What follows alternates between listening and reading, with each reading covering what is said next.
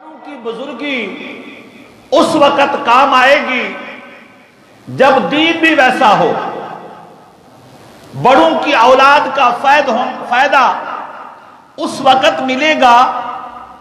جب ملت بھی وہی ہو جس ملت پر بڑے تھے. بڑوں کی اولاد ہونے پر نازا وہ ہو جو ان کے دین پر ہو، ان کی ملت پر ہو، ان کی شریعت پر ہو، ان کے راستے پر ہو. اور اگر کوئی بڑوں کے راستے پر نہیں ہے، بڑوں کے دین پر نہیں ہے، بڑوں کی شریعت پر نہیں ہے، دین ابراہیم پر نہیں ہے، ملت ابراہیم پر نہیں ہے، اور ارشادات ابراہیمی پر کاربند نہیں ہے، تو اللہ تبارک و تعالی عز و جل نے ارشاد فرمایا کہ پھر یہ تمہارا ان کی اولاد ہونے کا فائدہ نہیں